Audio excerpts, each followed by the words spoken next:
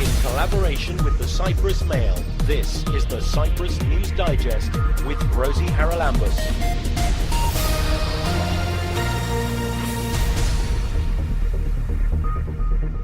Coming up this week, we talk to Rachel Moran, who spent 7 years as a prostitute in Ireland, and we hear about her book, Paid For, My Journey Through Prostitution.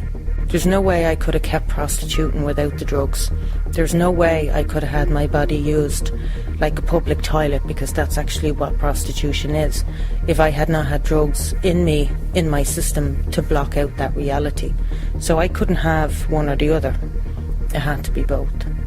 And we'll discuss the plight of the Syrian refugees who were rescued off the Cyprus coast last September. One of them was found hanged recently. After this tragic young person, I think, gave his statement, he was supposed to be under protection. There was no protection program. They put him in the camp with the rest of the people without any special, circumstances or protection measures.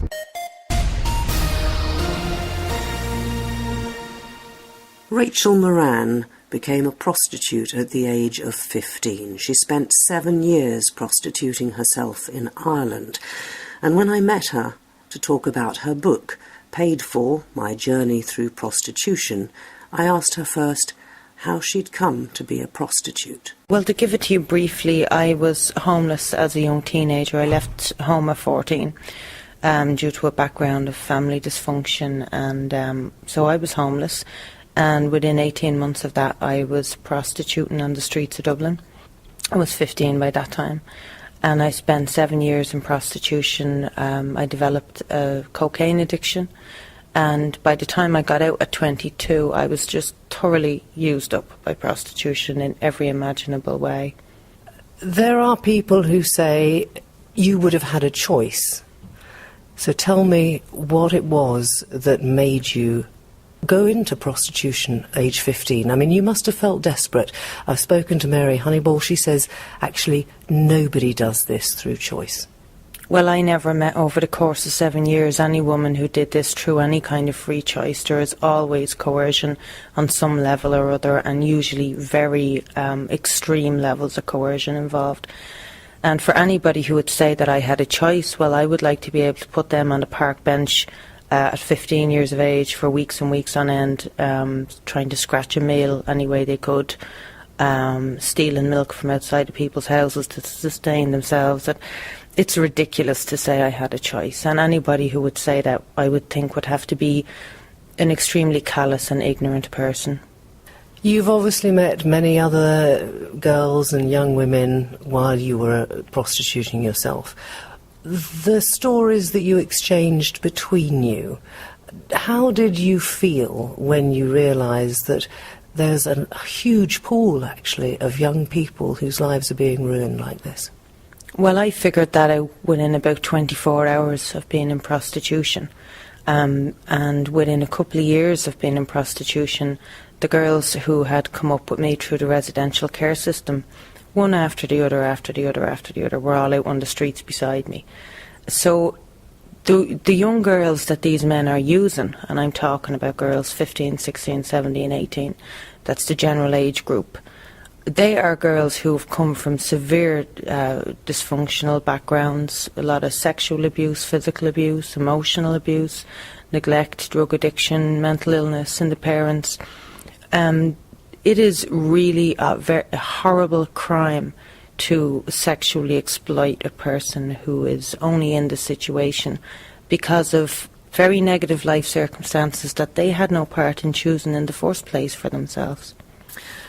You got out of it. How did you achieve that? It's a very difficult thing to do. And then we'll come on to the even more difficult, perhaps, but braver thing, to come out openly and write a book and put your name to it. Coming out was really, when I got out of prostitution, it was not because I made this choice as such to get out, but because after 7 years, and more than half of those years I was very heavily addicted to cocaine, I was having overdoses all the time, collapsing all the time. I burnt half the septum out of my nose because it's very corrosive, cocaine. So I was literally dying from drug abuse. I also had a 4.5-year-old son who was just about to start school. So a few different factors came together in my life that put me in a really back against the wall, do or die type of situation. I was either going to lose my life or lose my child, and that much was very obvious. So I had to get out and I had to get off the drugs. And the thing that people don't realise is when you're in a situation like that, you can't have one or the other. You have to lose both. There's no way I could have kept prostituting without the drugs. There's no way I could have had my body used like a public toilet, because that's actually what prostitution is, if I had not had drugs in me, in my system, to block out that reality. So I couldn't have one or the other. It had to be both. So you knew that if you gave up the drugs, which you needed to do to live, you would have to give up the prostitution. Where were welfare services in all of this? You were the mother of a young child. Was there any interest shown? Were there any safety nets for you to fall into? Well, I'd never had any dealings with the social services. They had no idea what was going on in my life. But the thing that I was very afraid of was that I knew that if I had not been able to get my son to school on time every day, they would have had their eye on me pretty sharpish, because of course the school would have reported me. So that was my big fear, the social services involving themselves in my life, because it wouldn't have taken them 5 minutes flat to find out exactly how dysfunctional my life was. You managed to escape. When did you decide that you needed to put all this down in your book? I got out in 98, and I started writing the book in the spring of 2002, so about 3.5 years. Took me a long time to write it, 11 years from start to finish, and it was published last year in April in Ireland and in Australia. And I'm waiting at the moment now for translation rights for Germany, France, Bulgaria, and we're pushing for a US deal as well. So yeah, it's starting to move around the world, and I'm really, really glad that I put my name to it, because I know I never would have forgiven myself had I not. I think your son had something to do with that, did he? He did. I told him about it. I told him that this book I'd been writing all the time was actually about something that, he didn't know about because he'd been so young at the time, and that we had to have a conversation. So I told him the full and unvarnished truth, And I told him that I wouldn't feel able to put my name to it without his blessing. So he went away and he had to think about it, and he came back and he just said to me, "Ma'am, put your name on the book," because he knew it was something that I needed to do. Just on a soul level, I wanted to stand over my own truth, and he knew that. He could see that. It was very brave of him, actually. He sounds like a very mature young man. Can I just ask you what you hope the book will achieve? It must have been cathartic for you and hopefully helped you in a sense to put some of this behind you.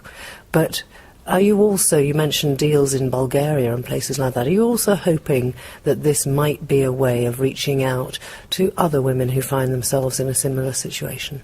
Absolutely, and on top of that, I hope that it can help influence political change, because what we need is the Nordic model to move throughout the world. Men simply need to be taught that women are not objects to be bought and sold and used for them to play out their sex fantasies.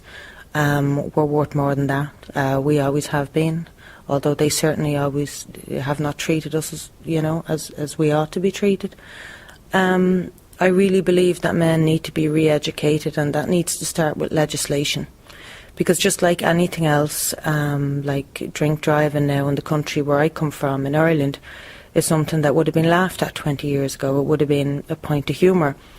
Now if a person went drink driving after the pub or after a party, they most certainly would be keeping it to themselves because they'd be socially ridiculed. And I want to see legislation changing, because really legislation is the surest way to change human behaviour. It's also changing human mindsets, and the attitude that you mentioned a few minutes ago is something that's gone on for millennia. It's also something that I think when people talk about it, and unfortunately they don't talk about it enough, I suggest, they use synonyms and phrases and words which don't actually say what really is happening. Yeah, and I think a part of that is that what's really happening is too big for them to look at.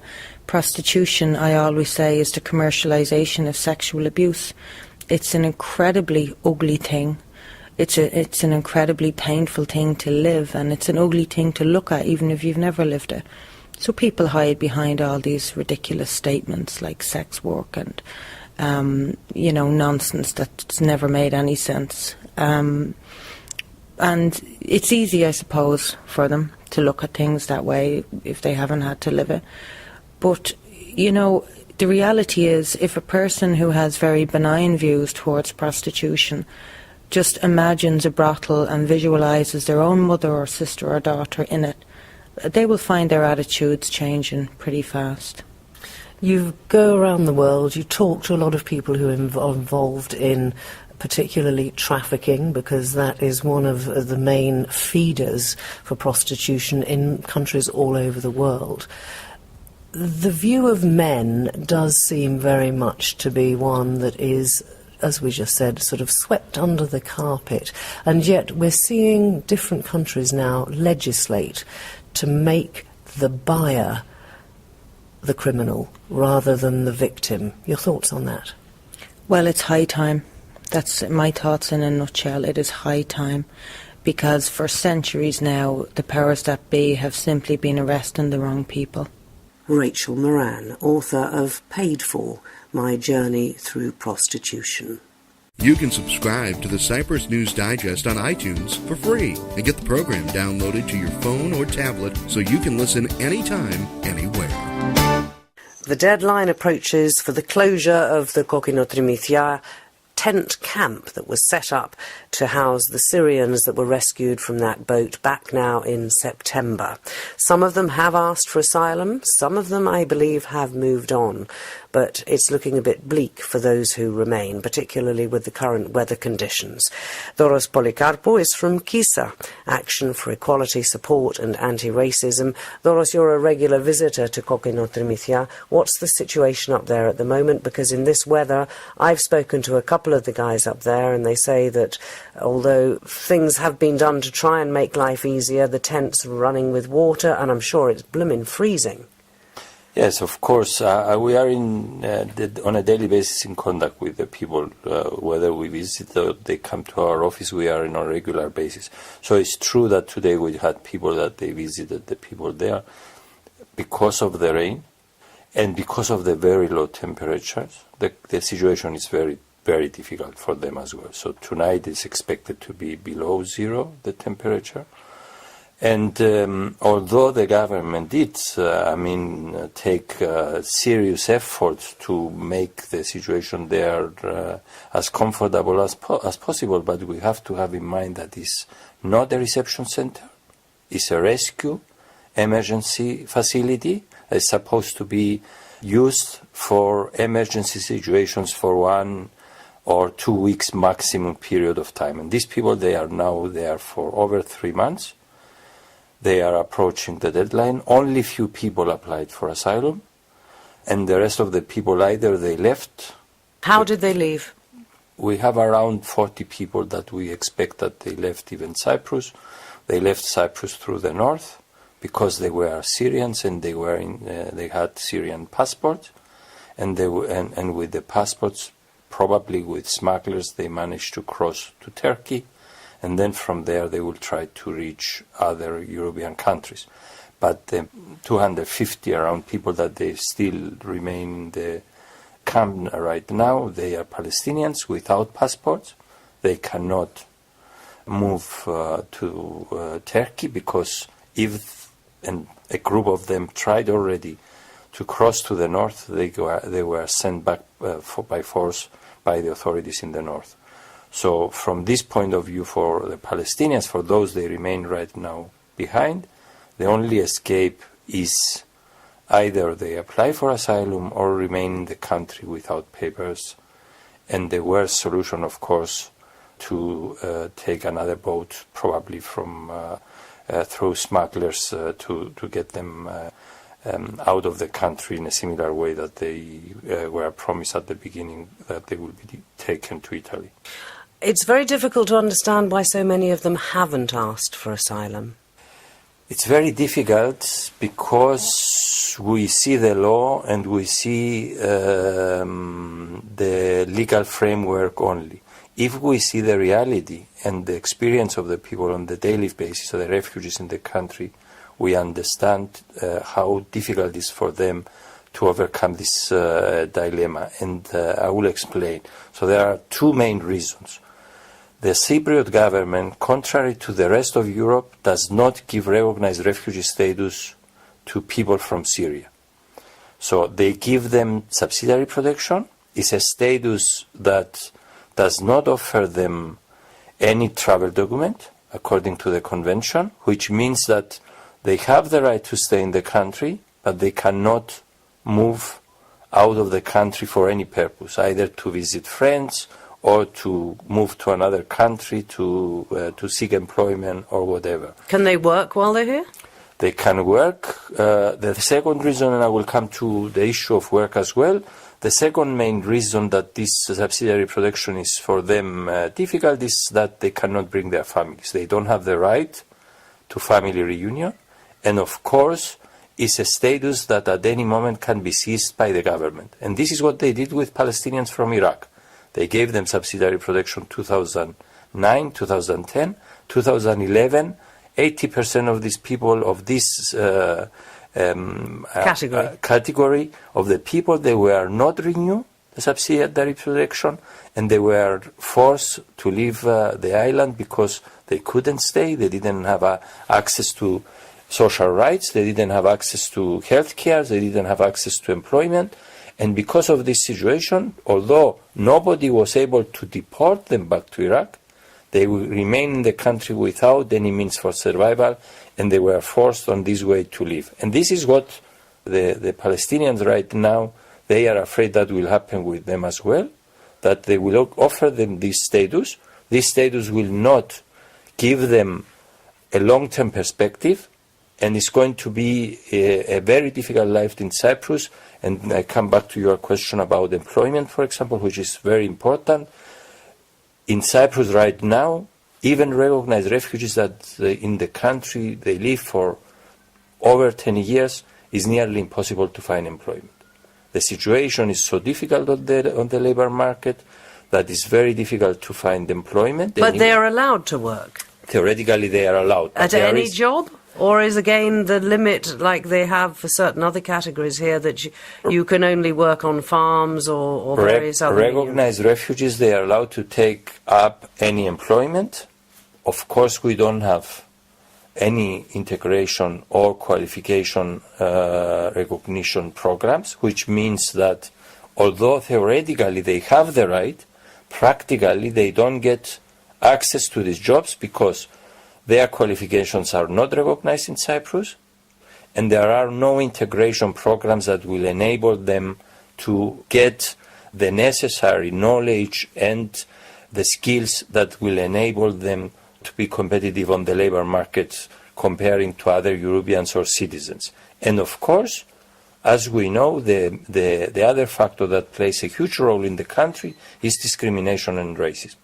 It's a climate created a climate that exists in the country. We have a climate in the country, more or less, that see these people as a burden of the society, and it's very difficult for them, even if there are jobs available, it's very difficult for them to get access to these jobs because employers, either they will offer them to EU citizens from the new member states, that they are more vulnerable or they are more willing to work with less money, or will offer them to Cypriots because they consider that Cypriots, they have to have, due to this racism,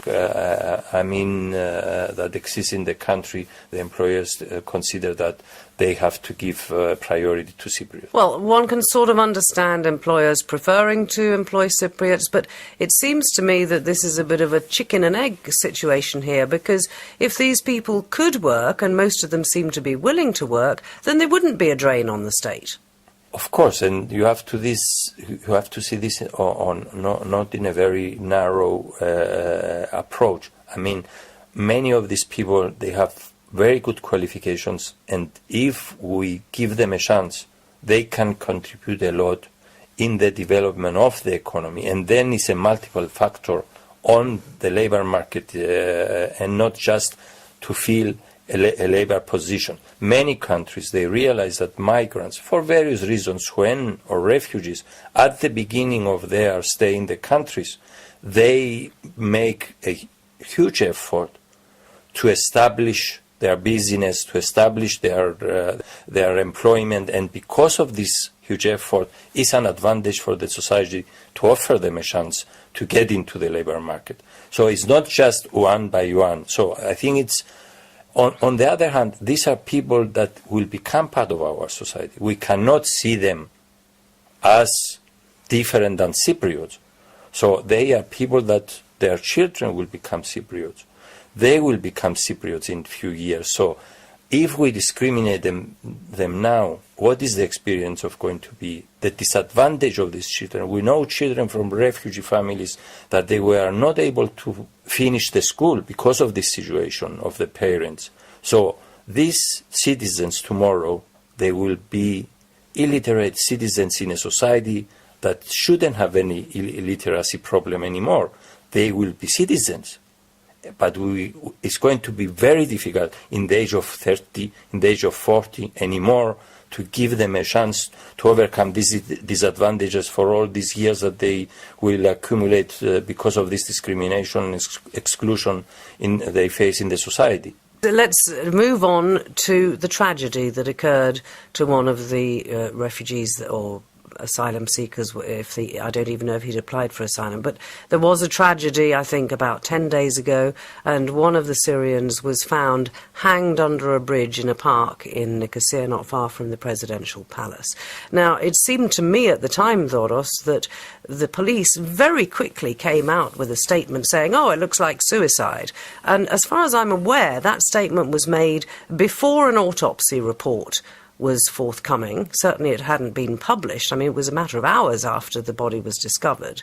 And since then, I've heard from various quarters that the family of the young man say there is no way he committed suicide. And I've also heard that he had given a deposition to the police about the people who trafficked them and deserted them, actually, and left them to drown, in effect, on that boat from Syria. Now, can you shed any light on this? Because it does seem to me that a full investigation is needed if there's any connection at all between this young man's death and the possibility that I think 4 people who are currently held in prison in Cyprus, pending charges for what they did on that boat.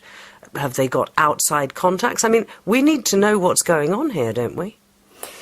Well, I don't understand. I mean, the authorities from the very beginning, this is one of the few people who agreed with the government, who believe the promises of the government, that they will offer him and his family protection, provided he will speak out about the smugglers. So he gave a statement, and based on his statement, 4 people are arrested, and they are under trial right now in Cyprus for contribution to the smuggling. That they are co-responsible for the smuggling of these people to the country. After this tragic young person, I think, gave his statement, he was supposed to be under protection. There was no protection program. They put him in the camp with the rest of the people without any special, circumstances or protection measures. He was under pressure even from his own people because... Under pressure from his compatriots as well, because the smugglers got in touch with the refugees and they promised them that they will help them to leave Cyprus. But one of the main problems was that there was a case pending at the court. Sorry, are you telling me that the people who are in that camp believe that the smugglers who abandoned ship, half of them, and then, in effect, were willing to leave these people to drown, that they believe promises they're making again? Yes. Unfortunately, this is one of the reasons why they didn't. They are expecting, because some of these people, they know that they know them, the people who organize this trip. They believe that they can put them under pressure to give them or help them to get out of Cyprus and fulfill their promises that they will take them to Italy. So these are the promises given by the smugglers to these people, and because they perhaps just to turn them against the witness of this case, but it's true that this is the message was given to the compatriots there, and it's true that this family was very isolated in the camp. We have evidence about this. This boy was alone, did not have any friend in the camp. Or any protection promised by the police. Nothing. And he was exposed. What's the current state of the investigation, if you know? Well, I mean, first of all, we have the failure of the state to protect a witness in a serious crime, which is obligation according to the law. Secondly, we had this incident. As you already said, very easily they investigate this case as a suicide attempt. Is it a case closed? It's not case closed because the sister and the brother who are recognized refugees in Sweden and Netherlands also came to Cyprus, and they gave a new statement at the police, and they demanded that the case will be re-examined, but is not investigated by the CID, which is the appropriate actually department to investigate serious crime such as possible murder. And until now, they didn't proceed with an independent investigation, which is, for our opinion, also a doctor examination. Have they not done an autopsy? They did, but the family considers that there is a need for an independent verification of the initial findings. It's very strange that they already announced the results without having their decision, without having the results from the toxicological examinations. Okay, so there is something else that obviously is pending and really does need for Cyprus' credibility in cases like this to be investigated. Very quickly, what does 2015 hold for these people? The deadline, I think we said, is January the 10th for the Kokinotrymithia camp to close. If it's shut down then, and some of the people in it still haven't asked for asylum, where do they stand? What we suggest to the government and what we are going to work on for the next few days is to persuade the government to give them a guarantee to these people that they will treat them according to the refugee law and according to the European common asylum system and the European praxis, which means they will grant them protection under the UN Convention. This is also the recommendation and the position of UNHCR, and we believe this is also the impression we got with the talks we have with the people, that if they will be given this guarantee, these people, they will apply for asylum in Cyprus. And this is the only solution. I think it's a responsibility of the government to give them really this guarantee that they will be treated according to this legal framework and not according to the political decision to give them subsidiary protection in order to discourage other refugees from coming to Cyprus. This is not acceptable. This is not a rule of law procedure. This is a political decision that is not accepted nowadays from any point of view. The ethical point of view, the legal point of view, and the political point of view that we are member of the European community and we have to behave like the rest of the EU countries. And of course it's playing with people's lives. Doros, we'll wait to see the outcome. Thanks for joining us. Thank you very much for this opportunity.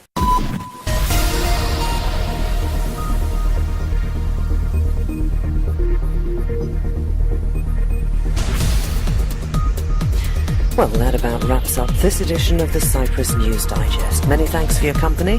Hope you'll join me next week. Till we meet again, take care and God bless. Bye-bye now.